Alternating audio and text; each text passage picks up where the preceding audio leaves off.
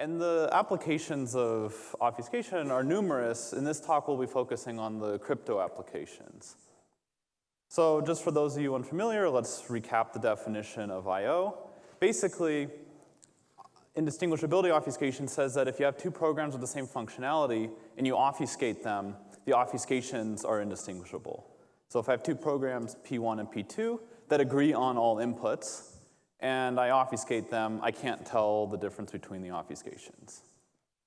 So the big questions are, how do we build obfuscation and how do we use it? So for those of you who have been paying attention the last year or so, indistinguishability obfuscation has just been an exploding field, starting with the first candidate construction of Garg et al. Since then, there's just been a whole bunch of additional constructions, uses for the theoretical investigation, and this is where our talk lies in the uses. So our results, we give a non-interactive multi-party key exchange protocol. And our protocol is the first to achieve what I'll call untrusted setup, and I'll go into more detail about that in a minute.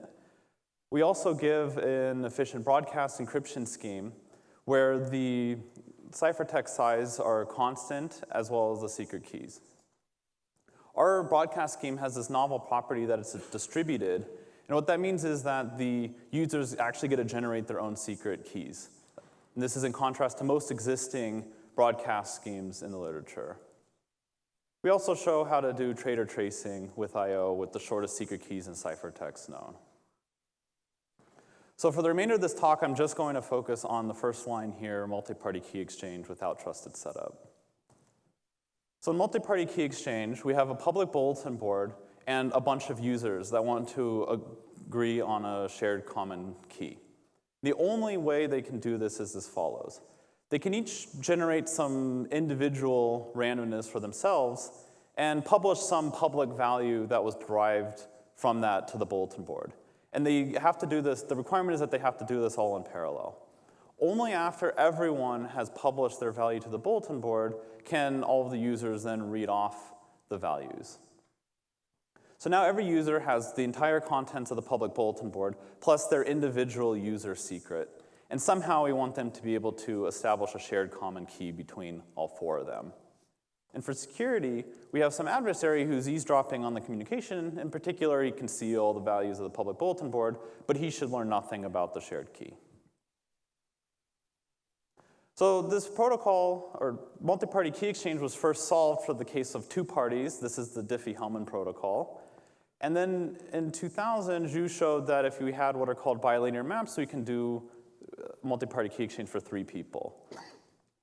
For greater than three parties, the only known previous constructions were using multilinear maps, but unfortunately these maps require a trusted setup phase before the protocol is carried out. In our work, we show how to give key exchange for any number of parties, and we totally remove the trusted setup requirement. So just a little brief overview on the previous constructions for more than three users. So the thing with these constructions is that they require these new multilinear map candidates. And these multilinear map candidates generating the parameters for the maps involve some secrets.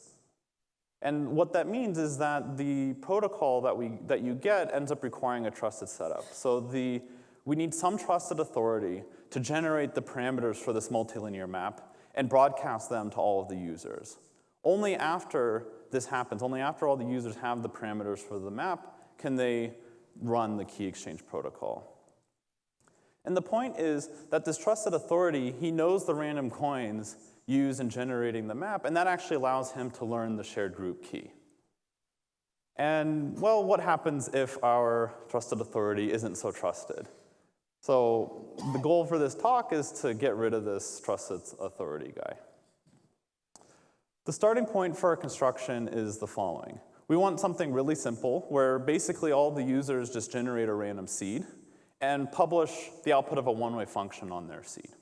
So Alice generates S1, applies a one-way function to get X1, publishes that to the bulletin board.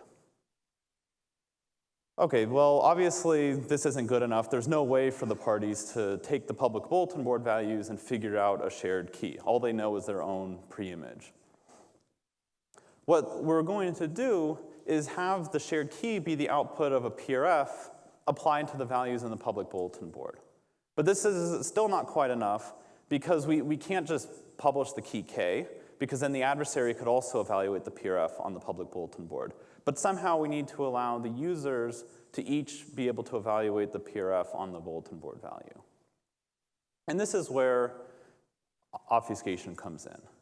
So for the moment, I'm going to describe a scheme that does require a trusted authority, but then I'll show how we can remove it.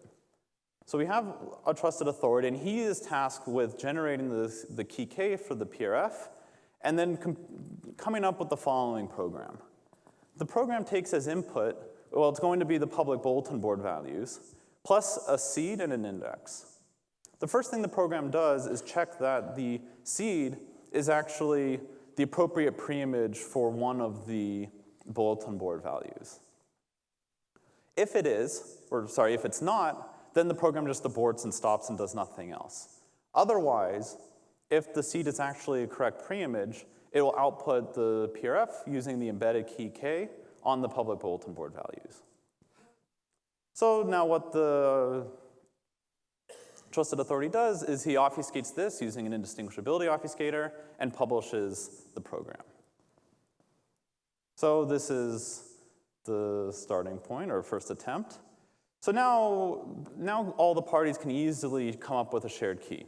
Basically, they run the obfuscated program on the public bulletin board values and then their individual user's seed.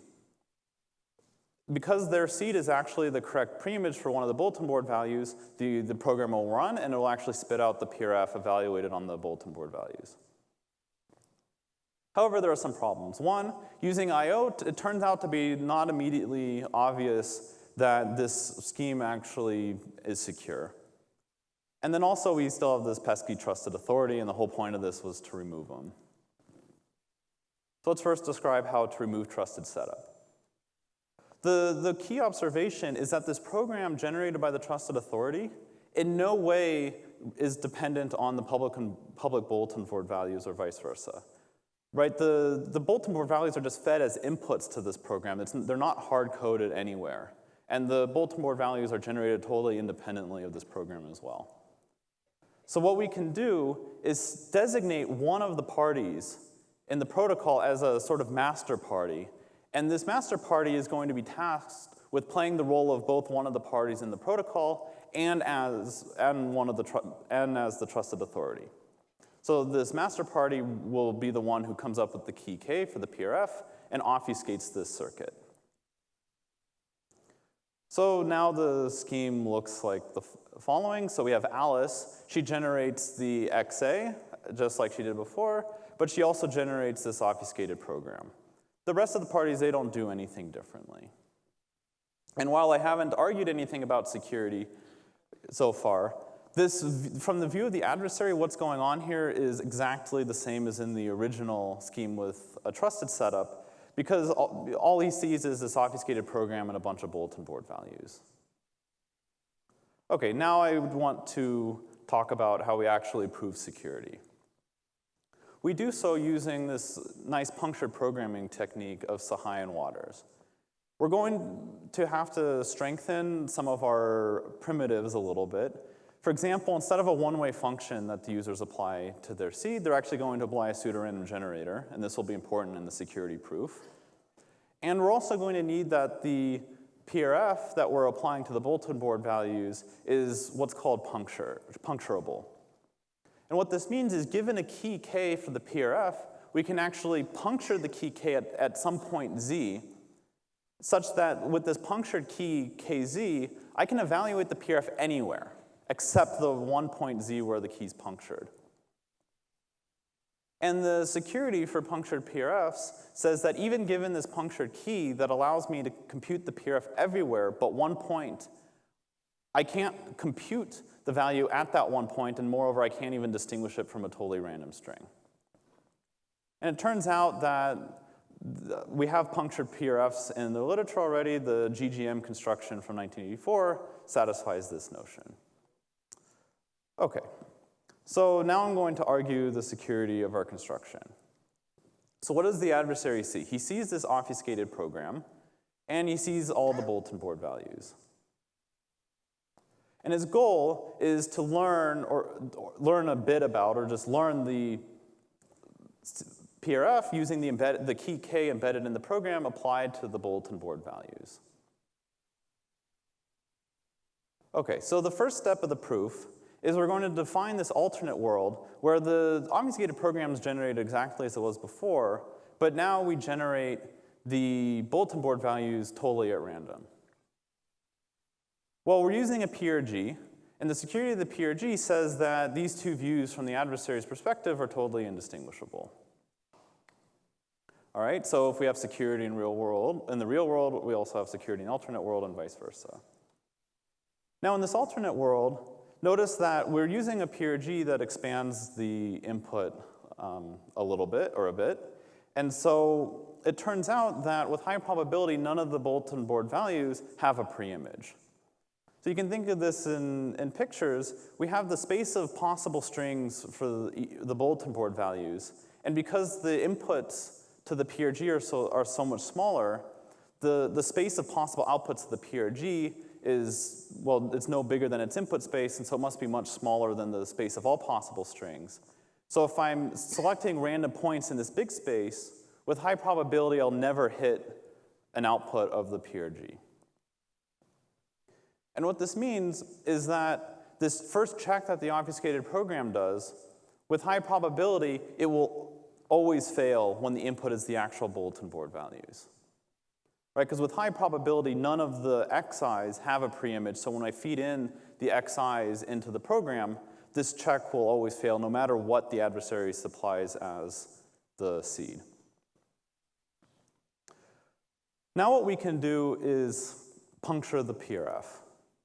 So we have all the bulletin board values. For shorthand, I'm just going to call the string of these Z. And what we're going to do is puncture the key K at Z. And then use the key K in this modified program where the differences are highlighted in red. So the only difference here is that if the inputs actually match the bulletin board values, I'm just going to abort.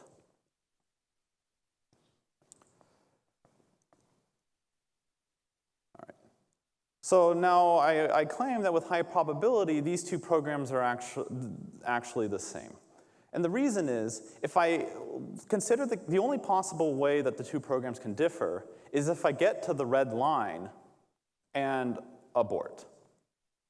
But if I got to the red line, or if I abort if I abort at the red line, it means that my inputs are actually the public bulletin board values. But I said the public bulletin board values will actually cause us to abort at the first line. So there's never a time when I'll get to this red line and not have already that I'll abort at the red line if I didn't already abort at the beginning. So these two programs are actually the same. And so we can rely on the indistinguishability of obfuscations to show that the two programs are indistinguishable.